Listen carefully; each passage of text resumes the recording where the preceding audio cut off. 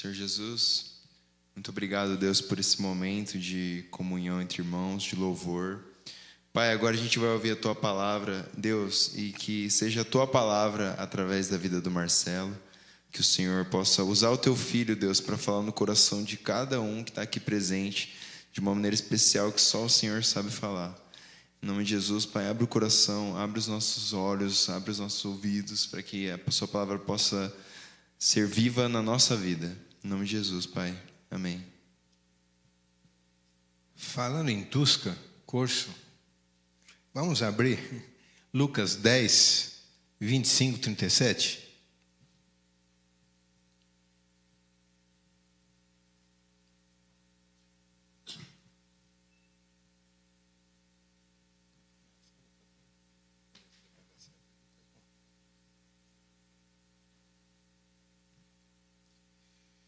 (25 a 37).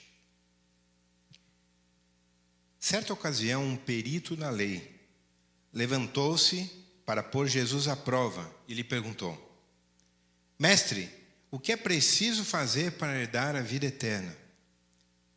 O que está escrito na lei? Respondeu Jesus. Como você a lê?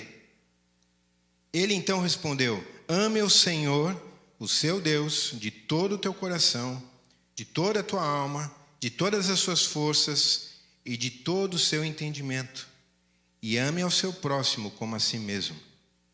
Disse-lhe Jesus: Você respondeu corretamente, faça isso e viverá. Mas ele, querendo justificar-se, perguntou a Jesus: E quem é o meu próximo? Em resposta, Jesus disse: Um homem descia de Jerusalém para Jericó, quando caiu nas mãos de assaltantes. Esses lhe tiraram as roupas, espancaram-lhe e se foram, deixando-o quase morto.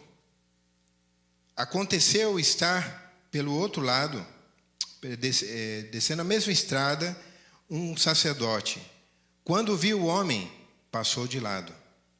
E assim também um levita, quando chegou ao lugar e viu, passou de lado. Mas um samaritano, estando de viagem, chegou onde se encontrava o homem, e quando o viu, teve piedade dele. Aproximando-se, enfaixou-lhe as feridas, derramando nelas vinho e óleo. Depois colocou-lhe sobre o seu próprio animal. Levou-o para uma hospedaria e cuidou dele.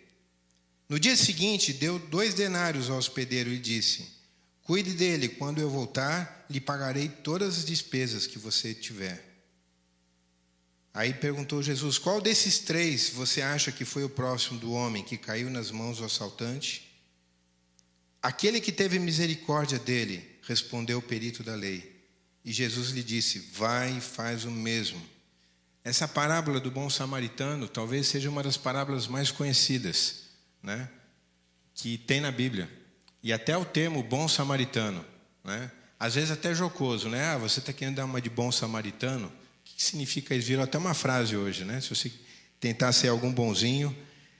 E muitas pessoas, por outro lado, muitas pessoas acabam assim interpretando essa parábola hoje em dia de uma maneira um pouco errada, né?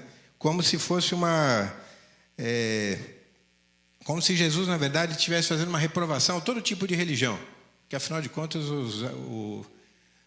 o bom samaritano era um pagão, né? O samaritano. E como se Jesus estivesse falando: olha, qualquer coisa que tenha a ver com religar-se com Deus, não interessa. Tudo que você precisa é um ato de caridade, um ato de amor. Jesus, na verdade, não estava falando isso. E muita gente pensa, né, que você deve conhecer. Eu não conheço todas as letras em inglês, eu peguei até a versão aqui, né? Mas, por exemplo, quando John Lennon fez aquele Tudo que você precisa é amor, lembra? Na época da Guerra do Vietnã, quem conhece a música? Por favor. Legal. Mas quando não sei se você já parou para pensar nessa letra, mas quando tudo que você precisa é amor, quer dizer que tem outras coisas que não são importantes. Aliás, ele mesmo disse que ele era mais popular que Jesus Cristo, né? Então, ele deixou muito claro o que ele estava querendo dizer. Tem uma outra música dele, e aí tem a ver com, reflete, na verdade, né? Ele refletia a cultura que ele foi criado. o tempo que ele foi criado, né? 1968, toda aquela revolta, né? Com status quo na Europa, aqui no Brasil. E ele também fez uma música bonita para piano, né? Que fala assim: imagine que se não existisse o céu. Isso é fácil de tentar, você tentar. Imagine que não existe inferno, lá embaixo também, mas somente o céu azul. Imagine que todas as pessoas vivendo apenas o dia de hoje. Aí ele plagiou Jesus, né? Viva o dia de hoje. Imagine que não existem países. Isso não é difícil de fazer. E não haver razões para matar ou morrer. Mas também não haver religiões. Imagine que todas as pessoas vivendo com sua vida em paz. Há muita gente, por exemplo, o Dawkins, né? Lá escreveu God Delusion. Por alguma razão meio insana, ele escreveu aquilo lá e ele acredita mesmo que todo mal, pelo menos os maiores maus que existem no mundo, são causados por causa de religião e por causa da fé em Deus. Então é interessante que hoje a maioria das pessoas não entendem o cristianismo e quando eles pensam ou ouvem essa parábola de Jesus, eles estão pensando, né, que como se Jesus estivesse falando, talvez ensinando uma lição moral. Ou como se, de fato, né, o que as pessoas pensam é o seguinte, que acreditam que o cristianismo tenta melhorar ou fazer aquelas pessoas que são más se tornarem boas. Ou talvez você que não seja tão mal, fique melhor ainda. Mas a gente cantou uma música aqui, que é de fato o propósito de Deus. É de fato a realidade do cristianismo. Jesus não veio melhorar, né, ninguém aqui, não veio melhorar, transformar você mais bonzinho. Mas Jesus veio encontrar pessoas que estavam mortas e dar vida. Aquilo que a gente estava cantando. Só Ele pode devolver a vida aos corações. Portanto, não era isso que Jesus estava querendo falar. Jesus não veio, né, para dar uma lição de moral. Jesus não veio para tentar ensinar, talvez, novos conceitos para eles. Mas Jesus veio pregar o Evangelho. Muito mais do que um código moralista. Interessante que, voltando agora para o texto, se você quiser acompanhar comigo, nós vamos passar por ele. Começa com uma pergunta de um doutor da lei. Ou um especialista da lei, alguém que conhecia a lei demais. Ele conhecia a Bíblia. E Jesus diz a palavra que ele ensinava com autoridade. E ele também fazia sinais. Então esse homem, diz aqui no comecinho do versículo, né, 25, fala que ele tentou provar a Jesus. E ele perguntou. E aí, interessante, uma pessoa que entendia a lei fez uma pergunta sem sentido. Porque ele perguntou o seguinte para Jesus: Mestre, o que eu preciso fazer para herdar? Esquece a vida eterna. O que você precisa fazer para se tornar herdeiro? Imagina a cena, um cara na frente de uma mansão. Se eu parar lá, fui para a Inglaterra já uma vez, e se eu estivesse lá na frente do Castelo da Rainha, né? Aí eu perguntasse assim para um cara do lado, falei assim: o que eu preciso fazer para me tornar herdeiro da rainha? E aí, qual seria a resposta? Você não faz nada para herdar. Herdar, alguém faz alguma coisa por você, né? E para você herdar alguma coisa, você tem que ser filho. Então essa pergunta não tem muito sentido, né? O que eu tenho que fazer para herdar? Então, para se tornar, você não faz nada, alguém vai fazer por você, alguém vai te colocar no seu testamento, ou então você é um herdeiro, você vai se tornar filho. E aí Jesus, como todo bom mestre, ele não responde, ainda mais quando a pergunta não era boa, né? Mas ele faz uma outra pergunta: sim, e o que está escrito na lei? E essa pergunta, mais importante ainda: como você a interpreta? Aí deu corda para o homem, né? Sim, interessante como muitas vezes a gente consegue entender e concordar com a palavra de Deus, mesmo quando a gente não está afim de praticar, né? Ou de viver.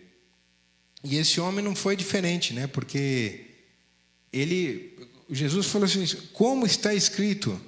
E ele respondeu direitinho, né? Amarás o Senhor teu Deus de todo o teu coração. Vocês estão lendo aí? 5 coisas, lembra? Amarás o Senhor teu Deus de todo o teu coração, de toda a tua alma, com todas as suas forças, com todo o entendimento e ao teu próximo como a ti mesmo, né? Assim mesmo. E Jesus falou, poxa, é assim que se interpreta? Você respondeu certinho. E aí, quando Jesus respondeu isso, talvez ele não estava esperando, né? Ele respondeu de uma maneira assim, você conhece a palavra de Deus, é isso, né?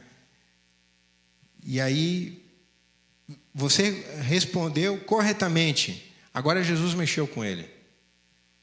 Olha só, você tem conhecimento, você respondeu corretamente. O que Jesus falou para ele agora? Faça isto e viva. Né? Foi que nem um tapa na cara agora viva. Né? Perfeito, é isso, agora você viva. Essa pergunta incomodou ele, porque diz, olha, essa pergunta incomodou de tal forma, a primeira pergunta que ele fez, né? O próprio doutor da lei, ele fez uma pergunta para Jesus que estava equivocada. Se ele entendia a lei, você não consegue se virar um judeu, né? Você tem que se tornar herdeiro, você tem que Jesus inclusive falou, né, quando as pessoas falam, nós somos filhos de Abraão, Jesus falou assim, Deus pode levantar filhos de Abraão até de pedras, né? Mas é Deus quem faz as pessoas, né, que torna o povo, né? Quando toda a Bíblia fala isso, é Deus que escolheu um povo para ele, é Deus que nos torna seu povo. E na verdade, quando Jesus falou para ele fazer isso, né? Jesus não estava querendo dizer, por outro lado, que amar é fazer alguma coisa. Amar você consegue com seu esforço, né? com seus próprios recursos de você mesmo. Não era isso que Jesus estava fazendo. Como se amar partisse de nós mesmos, fosse algo produto da minha escolha pessoal. Também é, mas não é isso, porque amar é mais do que isso, né? E quando eu falo aqui, ame o Senhor teu Deus de todo o teu coração, só podemos amar ao próximo quando amamos a Deus. E nós só podemos amar a Deus se nós conhecemos o amor dele para conosco, né? Se nós experimentarmos o amor dele. Então, amar ao próximo é alguma coisa que só pode fazer quem ama a Deus. E só pode amar a Deus quem conheceu e aceitou o amor de Deus primeiro. Porque a Bíblia fala que ele nos amou primeiro. Somente quando a gente é transformado, conhece esse amor, é transformado de dentro para fora, que a gente pode fazer isso. Mas o fato é que aquele homem ficou incomodado com essa pergunta de Jesus, né? Falei, tá bom então, eu tenho uma pergunta mais difícil então para o Senhor. Quem que é meu próximo? Né? Ele sabia bem, ele estava incomodado com aquela pergunta, né?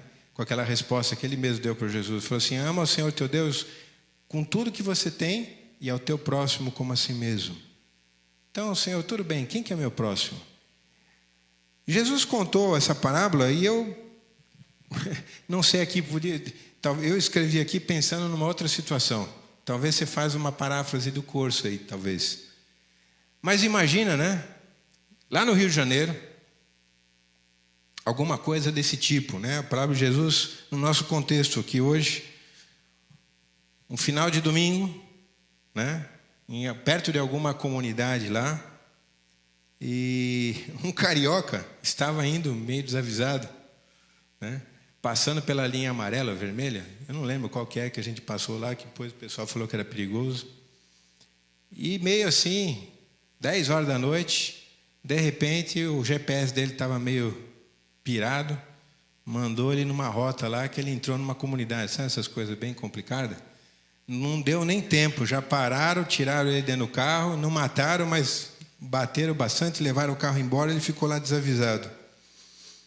Nesse horário, um pastor que tinha acabado de pregar, né, o sermão, a parábola aqui do bom samaritano, estava descendo da igreja lá, tinha uma ladeira, mas ele está tão acostumado de ver gente jogar na rua, né, porque bebeu demais, e ele não prestou muito, estava de longe, ele não quis nem chegar muito perto, falou, bom, amanhã se ele estiver aí de manhã, aí eu vejo. Passou reto. Pastor, afinal de contas, é aquele que conhece, né? Eu deveria conhecer a palavra de Deus e passou reto. E depois, Ficou um diácono que teve que fechar a igreja lá mais tarde. Mas você sabia que a palavra diácono significa servir? Então eu usei o pastor hoje, talvez lá para um sacerdote, e usei também, né, o diácono, porque o levita, interessante, porque aquele sacerdote, ele repetia isso, né? Só ouve Israel, só o Senhor é Deus. Ele repetia isso toda hora: ao Senhor teu Deus amarás, né? Adorarás, só a Ele prestarás culto. Ele falava isso toda hora. E esse levita, ele costumava sair de manhã também com orações e fala isso: ao Senhor teu Deus servirás, adorarás, só a Ele prestarás culto.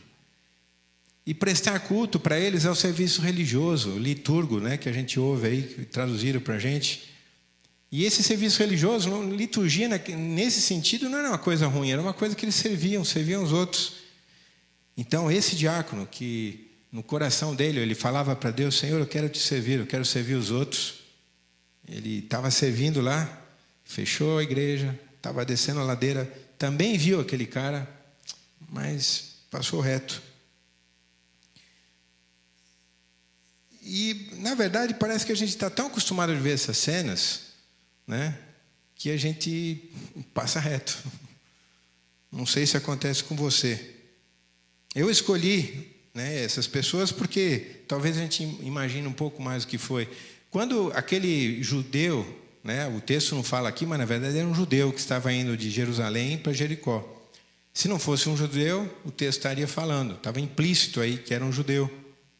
Falar um homem, então um judeu, portanto da mesma nacionalidade. Era quase como esse texto aqui falasse assim: escuta, na verdade um cara daquela igreja lá, um judeu, não, um cristão, né, que era do mesmo grupo lá do sacerdote, do levita, né, talvez era um cara que tentou chegar lá no tal da reunião e não conseguiu, entrou errado, né, e o pastor nem percebeu que era alguém lá da igreja dele que estava caindo no chão, pensou que era um bêbado. Talvez aquele diácono também que conhecia todo mundo não percebeu também. Então a Bíblia diz, né, que aquele homem estava indo de Jerusalém para Jericó. E era um caminho muito acidentado. Logo depois você passava por Betânia, era muito perigoso. É alguma coisa como linha vermelha, não sei em São Paulo, né? Aqui em São Carlos tem alguma coisa desse jeito que eu não estou sabendo? Algum horário que você não pode ir em lugar nenhum? Hã? Mas é alguma coisa assim, pô, o cara foi na boca quente, no lugar que não era para passar, né? Embora as pessoas tinham que passar por lá também, era perigoso. E se a gente voltar, né, nesse beco, nessa situação, a gente começa a pensar o que Jesus estava querendo dizer. Porque chegou um terceiro personagem, um samaritano. E ele não é apenas um desafeto dos judeus, mas ele era considerado um cara infiel.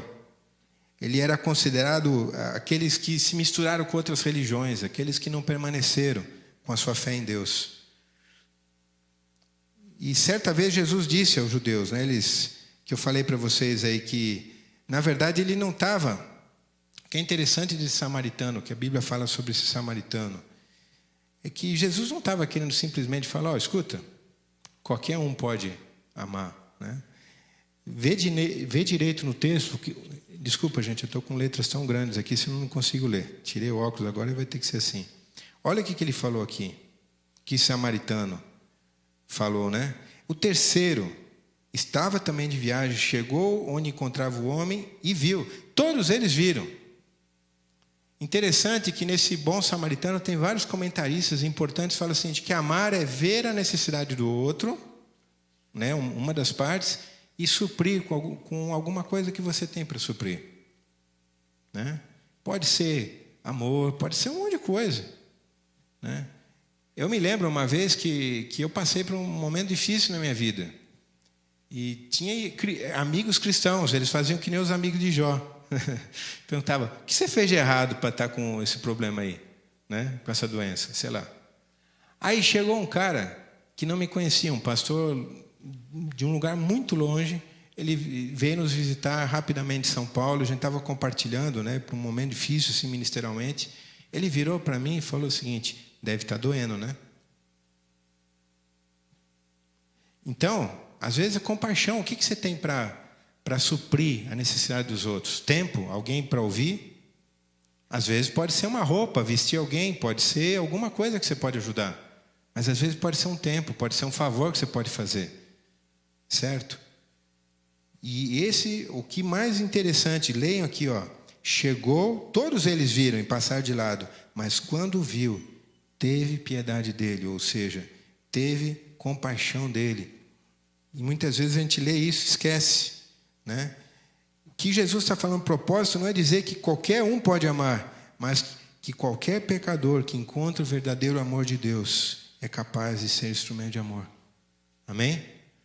Qualquer pecador, qualquer um que encontrou o amor de Deus, ele pode, né, conhecer, ele pode experimentar o amor de Deus, então ele pode ser instrumento de Deus. Isso Jesus estava falando. Aí Jesus faz uma pergunta para essas pessoas, né? Qual dos três você acha que foi o próximo desse homem? Segundo esse texto, amar é enxergar, então, né? Porque todo mundo viu, mas não só enxergar, é suprir, é ter compaixão. Interessante que essa semana eu estava lendo, sem querer, não leio revista médica, mas estava vendo uma pesquisa que fala que para que você consiga ter compaixão de alguém, primeiro você tem que ter empatia. É meio sentido isso, né? Na Primeira Guerra Mundial, não sei se vocês souberam isso, mas eles inventaram um novo jeito das pessoas terem vontade de brigar, né? Até quando tem esse café do C.S. Lewis, ele foi para a Primeira Guerra Mundial. E eu não sei se vocês já leram a bibliografia dele, um amigo, muito amigo dele, morreu no campo de batalha. Eles faziam isso de propósito. Eles mandavam colega de colégio, todo mundo junto, na esperança que morresse alguém, porque na hora que morreu um amigo seu de infância, aí você tem uma razão para lutar. Porque você tem uma empatia, entendeu? Aí você tem um jogo de futebol, tem um monte de cara que nunca viu na frente, mas se ele tiver uma camisa assim da mesma cor sua, ou verde, ou preto e branco, não sei, mas basta ter uma camisa que você gosta da cor, por exemplo, eu gosto da verde e branco, né? Você já virou irmão. Porque para a gente tem muita facilidade de ter empatia com aquele que eu me considero como próximo, que eu concordo com ele. Eu não vou entrar nesse campo, mas você já imagina o que está acontecendo nesses dias aí nas redes sociais, né? Que até estão aconselhando para sair até dos grupos de família, porque a coisa está feia, né? Você falar de um político, falar do outro, se bobear, você leva um tiro quando está andando na rua aí. Porque se não pensar exatamente igual a você, se não torcer para o mesmo time, se não votar para o mesmo, né? O cara virou lá embaixo, não serve. Nós temos essa dificuldade. E esse texto que Jesus coloca ali, Jesus quis chamar a atenção. Escuta, tinha um judeu, presta atenção. Passou um sacerdote, depois passou um levita. E esses caras que deveriam ter empatia, porque era um judeu. Era um cara lá, sei lá se não era da sinagoga, mas era um judeu. Eles não tiveram compaixão. E aí aparece um samaritano, né, que lembra no texto de João 4, quando Jesus encontrou a mulher samaritana, estava bem explicado lá que os discípulos, quando viram Jesus conversar com a mulher, ficaram espantados. Por quê? Porque os judeus não se davam com os samaritanos. Então Jesus cutucou. Por que esse homem, que era um samaritano, teve empatia com o judeu, que eles não se davam? O que moveu ele fazer isso? Então, para mim, eu creio que o que Jesus mesmo queria mostrar para a gente é isso, né? Que se você for pensar, talvez voltando para hoje, né? Às vezes você chega e fala, a gente tem tanta razão, né? Aquele sacerdote quis justificar e falou o seguinte, né? Aliás, o doutor da lei falou assim: quem que é meu próximo? Você pode falar, escuta, mas o que eu podia fazer? O cara bebeu. Ou então você pode falar, ninguém mandou beber, né? Vai cair na rua mesmo, não é isso? Por que você vai dar café da manhã para ele? Né? Mas porque o cara está lá, não sei. Esse tipo de gente aqui, eles não tinham compaixão. Porque lembra quando Jesus falou, olha, tinha um sacerdote, um fariseu, chegou, começou a orar, falou assim, Senhor, te dou graças porque eu não sou como esse cara, né? Do lado. Então, o coração daquele sacerdote e do levita eram caras religiosos, que de alguma maneira ele tinha esse relacionamento com Deus. Quando ele chegou e perguntou para ele, o que eu tenho que fazer? Ele achava que Deus devia para ele. Tinha que abençoar, porque ele obedecia tudo, né? Então, ele ia cobrar de Deus. Deus, cadê minha bênção? Cadê minha prosperidade? Eu faço tudo o que o Senhor me pede. Lembra o irmão mais velho, né, do filho pródigo? Chegou para o pai e falou, senhor, o senhor nunca me faz nada, eu estou aqui te servindo, né? Esse irmão aí, bagunceiro, vai lá, gasta todo o teu dinheiro, depois você o recebe de volta. A gente cantou na mesa do reino, há lugar para todos. Mas muitas vezes a gente tem esse coração, eu mereço, eu estou aqui, eu sou fiel, eu venho todo domingo na igreja. Eu cumpro a lei, dou o dízimo. Mas sobre a empatia, Jesus disse que não era... ele não estava querendo dizer que era impossível alguém dar... Aliás, Jesus falou isso, que não era impossível que alguém desse a sua vida por um amigo. Mas ele falou, né? O bom pastor, né, dá a sua vida. E depois, a Bíblia também nos fala que ele deu a sua vida por nós, quando nós ainda éramos não só pecadores, mas inimigos de Deus. Eu já vi gente falar que ele amou, assim, alguns versículos fora do contexto, que na verdade Deus amou, Jesus amou aqueles que eram seus, que ele já amava. Mas a Bíblia nos ensina claramente que ele nos amou quando a gente ainda era inimigo de Deus. Havia uma inimizade em nós. O pecado que estava conosco era inimizade contra Deus. E Deus nos olhou para nós quando a gente era assim ainda. Então essa empatia improvável, impossível, Jesus estava falando a respeito dele mesmo. Ele era o bom samaritano dessa parábola. Não havia porquê, né? Os judeus consideravam Jesus como nada, mas não havia porquê, né, haver essa empatia. Somente quem experimentou a graça e o perdão de Deus é capaz de ter essa empatia e amar aqueles que estão tão perdidos quanto nós estávamos. Somente quando você conhece o amor de Deus e a graça de Deus. Somente quando a gente conhece a Deus, a gente tem noção de como nós somos, quem nós somos, o pecado que nós temos. Lembra de Isaías, quando ele teve a visão de Deus, né, no seu trono, e ele começou a ver quem ele era. Mas somente quando a gente percebe a graça de Deus é que a gente começa a ter empatia pelos outros. Aqueles dois homens, eles não conseguiram ter empatia, porque eles chegavam diante de Deus como: Deus, olha o que eu fiz essa semana. Mas aquele samaritano era outra coisa, ele conseguiu ter compaixão. E para a gente ter compaixão, a gente tem que ter empatia. Para ter empatia, a gente tem que saber o que o outro está passando. E para saber isso, a gente tem que ser perdoado. A gente tem que ter provado do amor de Deus. A Bíblia ensinava que Jesus foi tudo isso para conosco. E em Hebreus fala que ele se fez um de nós. E ele se tornou o perfeito sacerdote, porque ele pode se compadecer de nós. Ele entende, né, a nossa dor. Não é como alguém que fala assim: ah, tá bom, tá doendo. Aquela pessoa que falou isso para mim, possivelmente alguém que já deve ter sofrido, né? Porque quando você não sofre, você fala besteira, né? Às vezes pode ser da boca de uma criança. Meu pai, quando era muito jovem, uma senhora da igreja, tinha 5 filhos e um filho morreu afogado. Quando eles estavam lá no passeio. E ele teve a paciência, coitado, ele era muito pequeno, mas falou: ainda bem que a senhora ainda tem mais 4. Você não vai falar isso para alguém que perde um filho. Mas tem muita gente que faz alguma coisa desse jeito. Sabe? Está doendo no outro, sabe? Como aqueles amigos de Jó, e não consegue se compadecer. E a pergunta que eu faço para você, se você não está conseguindo se compadecer, é que de alguma maneira você não está entendendo a compaixão de Deus para com a tua vida. E está precisando disso.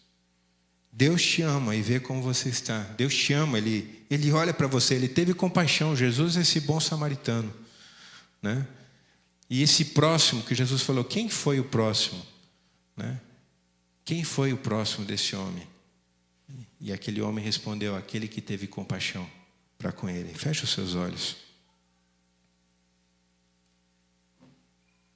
Muitas vezes a gente tem uma facilidade muito grande para repetir e dizer: eu creio na teologia, eu aceito. Mas muitas vezes nós temos uma dificuldade ou de entender a simplicidade do Evangelho. Que da mesma forma que aquele homem falou: amarás o Senhor teu Deus de todo o teu coração, de toda a tua alma, não há como a gente se entregar parcialmente para Deus. Não há como a gente confiar mais ou menos em Deus. Não há como a gente amar mais ou menos a Deus. Por isso, simplesmente a gente conhecer e saber a resposta das coisas não faz diferença, mas nós precisamos confiar, precisamos experimentar quem Deus é. A gente precisa ter uma noção. Claro que nem de perto a gente consegue ter essa noção, mas de quanto Ele nos amou. A cruz, ela é escândalo. E ela acaba com a nossa vaidade, porque quando a gente ouve que Jesus morreu no meu lugar, eu imagino o que Ele teve que sofrer, o preço que Ele pagou no meu lugar. Da mesma maneira que aquele homem fica envergonhado, muitas vezes a gente deixa de vir para a luz de alguma coisa porque a gente não quer. A gente não quer parecer essa pessoa. Mas eu quero te dizer que da mesma maneira que aquele homem estava caído, totalmente esfolado, cheirando mal, talvez a Bíblia fala quase morto, Deus olhou para você e te amou. Deus olha para você. Ele conhece todas as suas feridas. Ele conhece quem você é. Você não tem que ter medo, você não tem que ter... Sabe? Você não tem que ter arrogância, você não tem que ter nada para com Deus. Mas você pode confiar totalmente. Porque o que Jesus quer fazer na tua vida não é te expor, não é acabar com você, mas é te dar uma nova vida. Se você anseia ter esse amor e experimentar esse amor, como Jesus falou, vai e faz o mesmo. Viva. Faça isso e viva. O texto bíblico, na verdade, assim como nós temos lá no Sermão do Monte, as bem-aventuranças, que não é faça isso para que, de fato, você seja abençoado, mas se você estiver no reino de Deus, se você estiver ligado em Deus, você vai fazer isso. Porque essa é a mensagem bíblica. Ninguém pode amar. Nós amamos a Deus porque Ele nos amou primeiro. E só podemos amar o nosso próximo se tivermos o amor de Deus em nossos corações. Queria orar por você. Pai, o Senhor conhece a cada coração aqui. E o Senhor sabe por que essa mensagem essa semana, Senhor. Senhor, não permita que nenhum que está aqui, Senhor, tenha um comportamento religioso contigo, Senhor, de achar que pode fazer alguma coisa e fazer como aquele doutor da lei, o que eu preciso fazer, o que eu posso fazer para agradar a Deus. Senhor, mas tenha noção de que o Senhor quer que cada um daqui seja filho, seja herdeiro. E uma vez, Senhor, que cada um esteja vivendo, Senhor, no Teu reino, na realidade do Teu governo, Senhor, sobre a sua vida. Experimentando o Teu amor, sendo transformado pelo Senhor. Que a gente também não tome uma atitude, Senhor, como o Alexandre estava falando aqui, muitas vezes passiva, esperando dar vontade de fazer alguma coisa, Senhor. Mas que aí sim a gente possa, pela fé, Senhor, andar, caminhar. E em cada coisa pequena que a gente pode fazer, como o Senhor mesmo disse, Senhor, até um copo d'água que seja dado para um desses pequeninos será lembrado. Não para que a gente seja exaltado, mas para que o Teu nome seja glorificado, porque o Senhor operou essas coisas em nós. Não há condição em nós, ó Pai, condição humana de termos empatia e compaixão e poder suprir em amor as pessoas que precisam, Senhor, se não for pelo Senhor. Embora a gente veja muitas coisas bonitas de compaixão, Senhor, o verdadeiro amor só nasce quando a gente te conhece, Senhor, quando a gente conhece o Teu amor. Porque aí sim nós podemos ir e amar até os nossos inimigos, Senhor. Pai Santo, eu peço que o Teu Santo Espírito cele essas coisas no nosso coração e que a gente possa experimentar mais de Ti, mais da Tua presença. Que a gente não ouça apenas a Tua palavra sendo proclamada, Pai, mas a gente possa ver demonstração, Senhor, do Teu poder, mas a gente possa ver também, ó Pai, sinais, ó Pai, da Tua vida em nós, da Sua vida, do Teu amor sendo gerado em nós, Senhor. Pai, nós temos desejos e propósitos aqui que foi compartilhado, Pai querido, de estar servindo aqueles jovens que estão caindo. Também há outro grupo de pessoas aqui que tem orado e tem pensado em como pode ajudar aqueles garotos ainda que estão estudantes secundaristas, que ainda estão tentando alguma coisa, talvez fazer um cursinho, alguma coisa, alguma forma de ajudar, Senhor. Pai, que a gente se lembre que em tudo isso que a gente pode suprir, ver e suprir a necessidade dos outros, ó Pai, nós precisamos do Teu amor, da Tua compaixão, da Tua empatia, Senhor, operando em nós e através de nós. Em nome de Jesus.